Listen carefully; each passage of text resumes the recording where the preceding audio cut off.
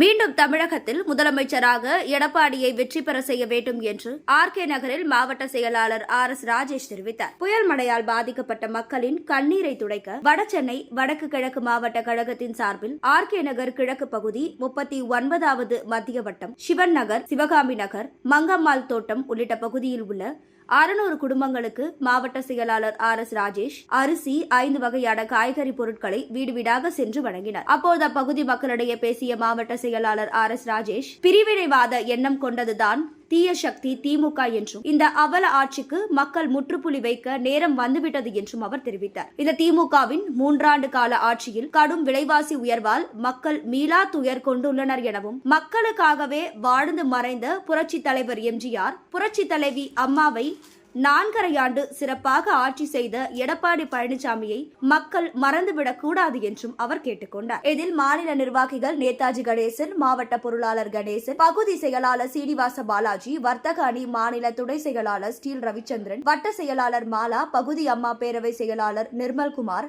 இளவரசன், தேவகி, நடராஜன், கார்த்திக், குட்டி, ஜான்சி, வக்கீல் சரவணகுமார், மெக்கானிக் வெங்கடேசன், பிரபா, சுபா, தேவராஜ், ஜீவிதா, பர்னிச்சர், குமார், ஜமுனா மற்றும் பகுதி வட்ட பிராணி நிர்வாகிகள் உள்ளிட்ட பலர் கலந்து கொண்டனர்.